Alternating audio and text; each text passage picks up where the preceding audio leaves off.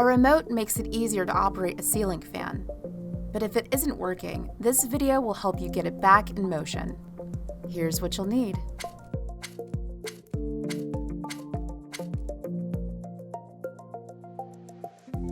Make sure the wall switch is in the on position.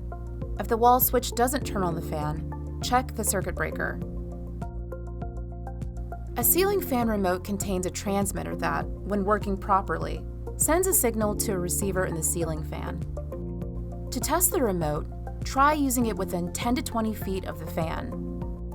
If it only works in a very close range, the batteries may need to be replaced.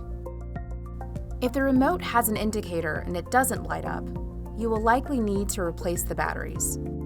Check to make sure they are in the correct position and use a battery tester to confirm if they need to be replaced. Ceiling fans have a dip switch frequency, which can be reset. Start by turning off the power to the fan at the circuit breaker. Use a screwdriver to detach the fan canopy. Locate the dip switch on the receiver.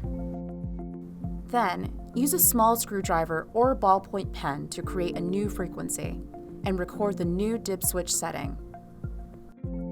Return the receiver to the ceiling fan and reattach the canopy. Then, turn the power back on at the circuit breaker. The next step is setting the frequency of the remote. Remove the batteries of the remote in the small panel that covers the dip switch. Use a pen or screwdriver to slide the buttons to match the frequency of the fan. Replace the batteries, put the remote back together, and check to see if it operates the fan. If the remote is still not working, it's time to replace it. Use a universal remote or replacement that is the same brand as the ceiling fan. Adjust the dip switch to match the frequency of the fan and install batteries.